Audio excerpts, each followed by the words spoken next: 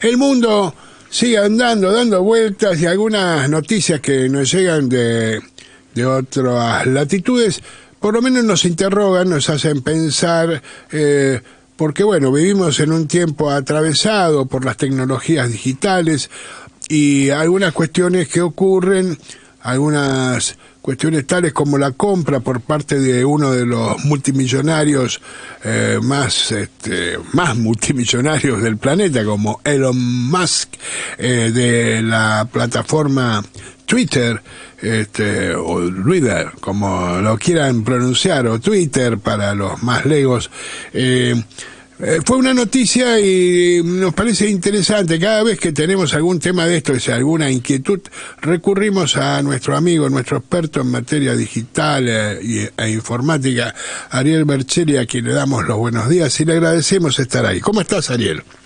Bien, muy bien. Gracias, César, por siempre tenerme en cuenta, y un saludo a la audiencia. No, siempre buscamos la voz autorizada de Ariel para bueno, tener alguna noción mayor. Nosotros estamos a veces demasiado anclados en las tecnologías analógicas, y somos gente de otros tiempos. Hablamos del pick-up del Winco, qué sé yo, y, nos trae hermosísimos recuerdos, pero vivimos en un tiempo atravesado por las plataformas, por esto de por meter cuestiones, y de repente vemos que un tipo gasta 44 mil millones de dólares, que creo que la cifra que el endeudamiento de Macri, que nos dejó Macri a los argentinos, con eso este hombre pagó una cifra que parece bochornosa en términos de cantidad de plata por Twitter. ¿Por qué no nos contás un poco, no nos esclareces un poquito, para que entendamos un poco más de qué se trata todo esto?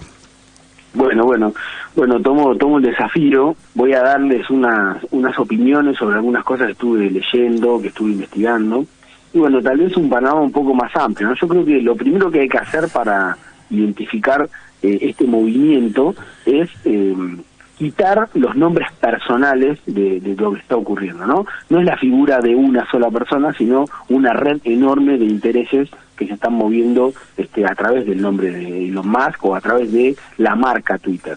Me parece que lo primero que se ve es que hay como un movimiento brusco, en el sentido de decir, qué raro, ¿no? En Estados Unidos, que son tan celosos de ver que no se concentren tantos intereses, por ejemplo, una empresa de espacio, una empresa de infraestructura tecnológica, con, por ejemplo, una red social.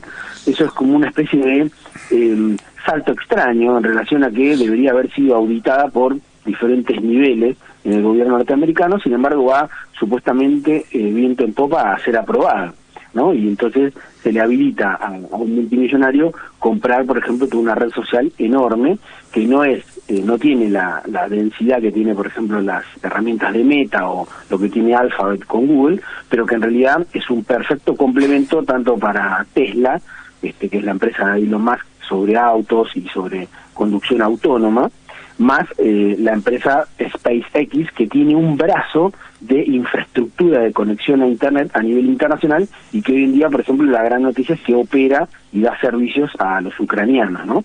Entonces, en este contexto, hay que separar las cuestiones más individuales, el carácter que tiene Elon Musk como multimillonario y todo ese tipo de cosas, y ver que se están movilizando muchos intereses todos juntos detrás de estas compras. ¿Vos esto quiere decir que está detrás el Departamento de Estado, el Pentágono? Bueno, a ver, lo contamos un poco más. ¿Cómo te va, Juan? Muy bien, ¿qué tal? ¿Cómo te va? Lo contamos un poco más en detalle.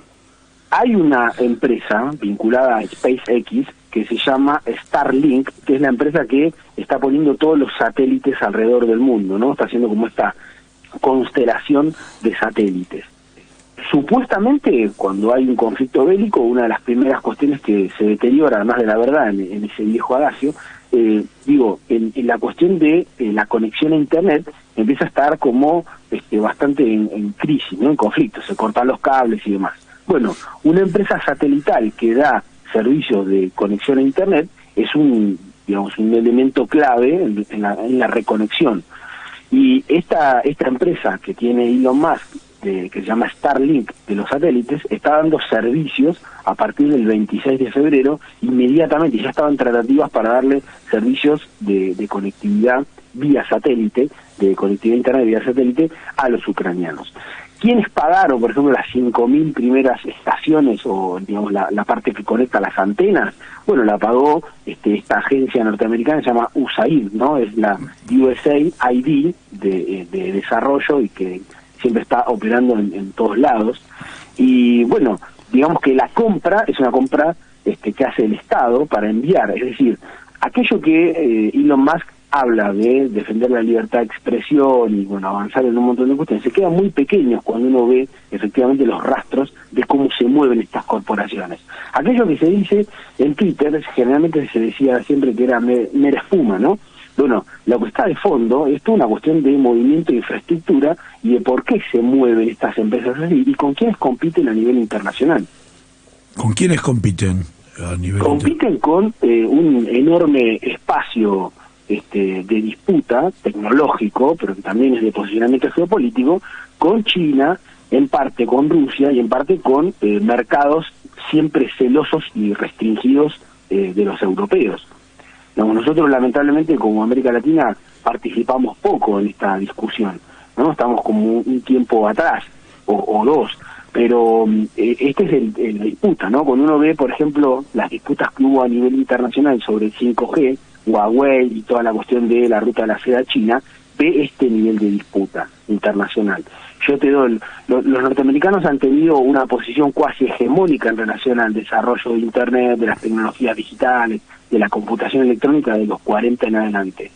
La expansión de Internet dio este resultado y hoy ese espacio está en disputa. Entonces lo que estamos viendo es eso, ¿no? Twitter se ensambla perfectamente en una cuestión geopolítica y más allá de si Elon Musk se baña en leche o no sé qué cosa dicen en relación a las cuestiones, acá lo que está de fondo son las cuestiones más bien materiales. Hay que evitar toda la hojarasca de decir, bueno, le gusta hacer tal cosa, vive en las casas de los amigos, es un superhéroe que ayuda a no sé quién. ¿A quién le importa eso? Lo que finalmente, y tampoco va él a decidir sobre estas cuestiones, es algo que no deciden personas, es algo que se decide en bloque. Esto es lo que yo veo de fondo. Ariel, el enemigo de Estados Unidos, la competencia es China, ¿no? Y detrás de la guerra en Ucrania está bastante claro que si Rusia queda debilitado, se parte o pierde, el enemigo va a seguir siendo China, digamos, es el objetivo final de Estados Unidos. Sin embargo, los observadores de la guerra están muy perplejos porque dicen que los rusos no han cortado internet en Ucrania, no han hecho nada para cortarlo, y que además es como que aceptan que están en inferioridad de condiciones en algunas cosas, porque dicen que están utilizando para comunicarse entre sí celulares de $20 de fabricación china, y no sé, hablarán en un fardo, no sé cómo es. Pero ¿cómo lo ves eso? ¿Que es verdad? No, la verdad no tengo idea, no te podría contestar eso, que es una noticia muy muy finita. Lo que sí estoy en condiciones de afirmarte es que todo lo que se pensaba sobre cómo iba a desarrollarse la guerra, digamos, está puesto en discusión, ¿no? Y que lo que se supone que está dando este conflicto es un enfrentamiento ya en términos económicos, obviamente global, en términos de posicionamiento también global, y que los ucranianos no cortan ni pinchan, sino que son el campo de batalla de los conflictos de otros. Eso me queda clarísimo. Ahora, lo que también me va quedando muy claro es que yo no sé si, como aparece en los medios occidentales, la invasión de Rusia sobre Ucrania. Tengamos en cuenta que, digamos que Ucrania siempre estuvo como demasiado cerca, es como un conflicto con gente que habla un idioma similar, tienen una afinidad, una historia compartida y demás. Digamos, tal vez no es negocio esta cuestión de la invasión, tal vez el objetivo era otro, era cerrar algunos elementos estratégicos, desnazificar o hacer algunas otras cuestiones. Ahora, del lado de Occidente, además de cuestiones energéticas europeas, aparece claro que hay un enfrentamiento con Estados Unidos y con Inglaterra, digamos. El primer ministro inglés no va a Ucrania de casualidad, ni tampoco lo que está haciendo Estados Unidos de enviar tanta cantidad de ayuda, armas y demás. Eso no es baladí, no es que vale poco, vale un montón. Digamos que está todo el mundo tratando de fogonear esto, Entonces, la parte tecnológica ahí es clave. Supongamos que no estaríamos en una situación de enfrentamiento bélico.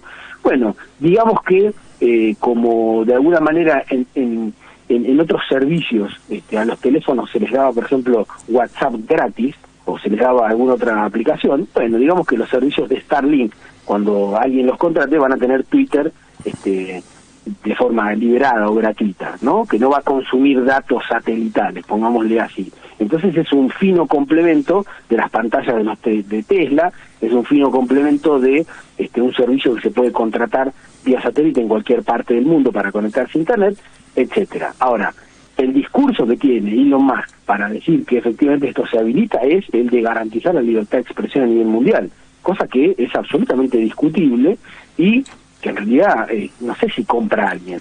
Digamos que es parte del discurso, pero bueno, estos son... Bueno, habría que recordarle, no sé si, Ariel, habría que recordarle a los oyentes que en nombre de la libertad absoluta de expresión se le cortó el micrófono a un presidente en ejercicio, a Donald Trump, cuando lo dejaron hablando en silencio.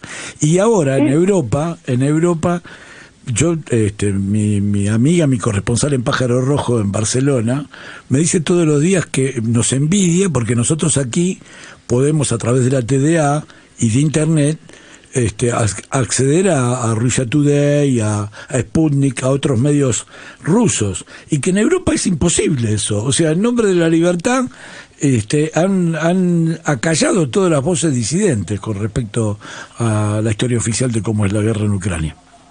Terrible, sí. Juan, mirá, el nivel de cancelación y de absurdo al que se llega con este tipo de cosas es increíble como para seguir sosteniendo el mismo discurso de llevar la libertad de expresión, las democracias y todo ese tipo de cosas. Digamos, eso, dejámoslo en remojo, obviamente, ni nosotros estamos diciéndolo, ni la audiencia creo que lo crean del todo. Digamos, está claro los intereses. Yo creo que esto que se ve de la supuesta compra de un privado de Twitter, es más de lo mismo, ¿no? Es más de lo mismo que veníamos charlando en otras oportunidades. No se ve clara la diferencia entre lo público y lo privado. Cuando más dice, nosotros vamos a garantizar una libertad de expresión absoluta, lo único que está diciendo es que va a hacer lo que diga el gobierno norteamericano, así como las empresas chinas se ajustan a lo que dice el Partido Comunista. Digamos, no va a haber una empresa tan importante o de relevancia que esté haciendo exploración espacial, digamos, que esté dando conectividad en Ucrania, por ejemplo, reconectando tanto a militares como a civiles que hacen este trabajo. Digamos, no va a haber una empresa que se insignia de incluso inteligencia artificial y demás, sin un control estatal estricto. Y eso es lo que va a ocurrir con Twitter. Ya ocurría antes y ahora esta compra la ensambla sobre otro tipo de negocios. Es decir, todas esas discusiones de espuma y la política, vamos a decirlo así, quienes sigan utilizando Twitter para hacer política están efectivamente utilizando una herramienta que se ensambla en este tipo de discusiones geopolíticas. No están utilizando una herramienta neutra, autónoma, que defiende no sé qué cosa. Bueno, esto hay que verlo, el movimiento brusco que ocurrió indica esto, es decir, se pasaron un montón de límites en relación a habilitar este tipo de cuestiones por estos intereses de fondo. Ariel, te hago una consulta que tiene que ver un poco con esto que estás diciendo ahora. ¿Qué nos queda a nosotros? Un país como el nuestro, con nuestra historia, con nuestras fortalezas y con nuestras debilidades en muchísimos terrenos, pero hablemos en particular en todo este tema vinculado a lo digital, a lo satelital, a la comunicación, a todas estas cuestiones. ¿Cuál es el camino que deberíamos transitar hacia hacia una eventual soberanía digital? ¿Es posible imaginar algo así? ¿Podemos hacerlo como país? ¿Debemos imaginar o estamos dando algún paso a nivel regional para trabajar alguna cuestión de peso frente a estas situaciones? Deberíamos estar haciendo mucho más, y es el camino de la soberanía tecnológica el que tenemos que tomar. Porque si uno mira la historia del desarrollo de Internet, ve que hubo ahí intereses geopolíticos, hubo intereses militares, hubo intereses de estas empresas que no se diferenciaban bien del financiamiento público, hubo también la construcción de mercados, la expansión de estos mercados, y obviamente siempre viene con el librito bajo el brazo de la democracia, la libertad de expresión. ¿Y uno tiene que enojarse con los norteamericanos por haber hecho esto? No, los norteamericanos tienen sus intereses y los defienden y los hacen bastante bien. La pregunta, César, está buenísimo que me la hayas hecho, es ¿qué tenemos que hacer nosotros? Yo creo que el camino de desarrollar nuestras propias herramientas, nuestras propias tecnologías, está ahí. Y en realidad, hoy en día, sobran tecnologías como para garantizar cuestiones básicas y elementales. No, cuando los rusos en el 2019, y esto también lo charlamos en otra oportunidad, se desconectaron de Internet, generaron la Internet adentro de Rusia, la RUNET, la generaron como para ver si se desconectaban de Internet, ellos podían mantener los servicios críticos, habían dado un paso gigante, los chinos también lo tienen. El tema es si nosotros en algún momento podemos confiar en un desarrollo tecnológico de aquí en adelante, o ya se han dado pasos, utilizando todo nuestro sistema científico-tecnológico y la inversión del Estado para conseguirlo. Argentina tuvo políticas y tuvo varias iniciativas en esto a lo largo de su historia. Hubo políticas en el 60, hubo políticas en el 70, hubo políticas en el 80, por ejemplo, con el retorno democrático, hubo una política concreta de generar una industria del software, una industria del sector electrónico, falló porque se cayó a pedazos, no tengo tiempo ahora de definirlo bien. En los 90 hubo otra política, cuando vuelve el peronismo con Néstor y después Cristina, hubo una política muy concreta, y ahora, en el medio de lo que estamos pasando, es necesario sentarse a definir cuál es la infraestructura nacional de esto. Así como bien decían ustedes, y bien siempre comentan lo de la TVA, ese es el camino, ¿no? La TVA, una forma de poder generar infraestructura local, no solo de comunicación, sino de telecomunicaciones y de computación y de otras formas de comunicarnos. Ese es el camino, nosotros tenemos que apostar a eso. Hay muchos países que lo están haciendo mejor que nosotros y bueno, nosotros tendremos que mejorar en esos rubros. Una consulta quería hacerte sobre la realidad coyuntural inmediata. La prensa hegemónica y la oposición se han tirado la última semana a pedir que van a plantear en el Congreso la boleta única. Yo recuerdo toda la polémica que había por el voto electrónico, que finalmente primó el sentido común y dijo no, el Tribunal Constitucional alemán lo había aprobado y lo había desaprobado, y está claro que te pueden hacer trampa con el voto electrónico. La pregunta es, ¿este intento de la boleta única tiene que ver con una reintroducción por otra puerta del voto electrónico?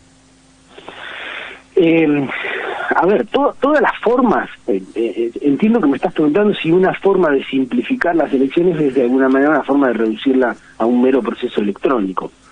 Y bueno, puede ser, y hay muchos frentes de debilitar la voluntad popular. Por ejemplo, lo que hemos charlado varias veces de Cambridge Analytica, ¿no? Cambiarle el voto a la gente en el pecho, emocionalmente, ¿no? Como un dispositivo de control social, etcétera. Pero puntualmente en la cuestión de el voto y la cuestión de cómo se expresa el ciudadano, cómo se expresa el pueblo, yo creo que esta discusión sobre boleta única, ¿no?, es una discusión menor. Lo que nosotros tendríamos que hacer es empezar a votar con mayor frecuencia. Lo digo más claro. Hay que votar más seguido, hay que votar cada tanto tiempo y hay que votar más cosas. Porque esta cuestión de los intérpretes y esta cuestión del poder de los medios de comunicación que se vuelven hegemónicos es muy contraproducente para la democracia. Bueno, se le pregunta más al pueblo lo que quiere, el camino que quiere tomar, hacia dónde va. Esta es la solución, más allá de una cuestión procedimental que puede facilitar o no, ¿no? Si tenemos este otro problema de que se tergiversa o se interpreta o se anula con desinformación, lo que tenemos que hacer es preguntarle más al pueblo. Claro, y eso se podría hacer a través de, por ejemplo, porque ya veo que se da por sentado que uno tiene que tener celular, y que si no tiene celular prácticamente no es un ciudadano, deja de existir. porque para muchas cosas te piden el celular. Entonces, ¿esto habilitaría que se pueda votar a través de los celulares, por ejemplo? Pregunto. Y vamos a la cuestión de fondo. ¿Cómo hacemos para lograr cierto nivel de anonimidad en relación a procesos que lo requieren, como por ejemplo el secreto del voto? O por ejemplo las encuestas, o por ejemplo las encuestas de opinión, o algún tipo de censo, o un montón de otras cuestiones que están dando vuelta. Y si estamos todos tan identificados en relación a lo que decidimos, hacemos y demás, está fácil predecir cuestiones de movimiento, voto, etcétera. Yo escribí un artículo sobre el final del año pasado que se publicó, ya lo había escrito hace bastante, donde este tipo de tecnologías y el conocimiento microsegmentado de la población, además de campañas emocionales, lo que hacen es en algún momento poder predecir a quién va a votar la gente. Entonces, ahí hay un problema en relación a cómo se cocina la democracia, cómo se expresa el pueblo. Bueno, habrá que encontrar tecnologías y habrá que encontrar formas, y hay un montón de soluciones a la mano, para volver a fortalecer la voluntad popular. A ver, está claro que no va a ser una empresa supuestamente privada, ni Elon Musk, el que va a garantizar la libertad de expresión. No es como aquello que siempre discutimos de largo aliento, es decir, la democracia es algo que se construye y se conquista día a día. En algún momento nadie te la va a regalar, y no está cristalizada ni está garantizada por ninguna estructura constitucional ni republicana. Es una cuestión de movimiento de día a día, y en ese sentido nosotros tenemos que aprender a caminar esto. Y bueno, capaz que nos está faltando el regreso democrático en estas 4 décadas. Bueno, listo, pensemos y discutamos las tecnologías que construyen un mejor país, que lo vuelven más soberano, que de alguna manera definen nuestro trabajo y nuestros intereses. Decinos cómo podemos acceder a ese artículo tan interesante que publicaste a fines del año pasado. En mi sitio... ¿Cómo se llama con el título? arielverselli.org. Ahí en la parte de artículos lo van a encontrar. Es un artículo que se dedica a analizar el caso de Cambridge Analytica y cómo afecta el secreto del voto, ¿no? De fondo, la gran cantidad de datos poblacionales hacen que se pueda microsegmentar a tal nivel que, en términos materiales, muchas de estas corporaciones ya saben a quién vas a votar, y otros de los que no se sabe porque no lo han manifestado, directamente se puede predecir. Y eso da como un margen bastante complejo en relación a lo que ocurre. Y mientras más reñidas, mientras más divididas, mientras más agrietadas son esas elecciones, mayor nivel de manipulación de las audiencias. Bueno, no sé si estar contento con lo que nos estás diciendo con tanta claridad. Fragmenta y vencerás. Pero por lo menos tenemos una noción más clara de cómo son las cosas, y invitamos a todos nuestros amigos y amigas a leerte en ese artículo. Lo vamos a hacer nosotros. Nos parece realmente importante que estos temas de alguna manera se traten, se hablen. El título del artículo, da. Mira, se llama... ya te digo. Te bien, puso en no un aprieto, Ariel, ¿no te acordás? No se hagan problema, porque en 2 segundos se los digo, que lo tengo acá en la compu. El machete digital tenemos ahora. El artículo se llama El extractivismo de grandes datos personales y las tensiones jurídico-políticas y tecnológicas vinculadas al voto secreto. Bueno, un título no es para decirlo de memoria, pero... Claro, no, lo tuve que buscar porque, digamos, tanto el título como los subtítulos y demás son construcciones, ya lo van a ver en el texto, es un texto académico, es un texto científico, es un texto que me llevó muchísimo tiempo, que me costó que me lo publicaran también, esto también hay que decirlo, tiene un montón de situaciones y tensiones al interior, pero que logra probar efectivamente cómo se dan estas cuestiones de la microsegmentación y hasta dónde nosotros tenemos que estar pensando que microsegmentar tiene cosas buenísimas, como por ejemplo saber a quién hay que cobrarle impuestos, y malísimos en términos de decir, che, pero no se nos estará yendo la mano con esto. O sea, el tema es que hay que discutirlo, los límites ahí son políticos. Quiero dejar una cosa dicha, porque para dejar pensando la audiencia y demás, y seguir pensando yo también. Nuestro problema no es un problema de innovación tecnológica. Sobran tecnologías para los problemas que tenemos que resolver los argentinos. como por ejemplo, es decir, esto es lo mismo que decir, ¿cómo puede ser que haya gente que pase hambre en un país que produce tanta cantidad de alimentos? Bueno, acá sobran las tecnologías para resolver las cuestiones políticas. Hay que hacer el ejercicio de la política, seguir, no importa las diferencias, importa lo que vamos a construir a futuro.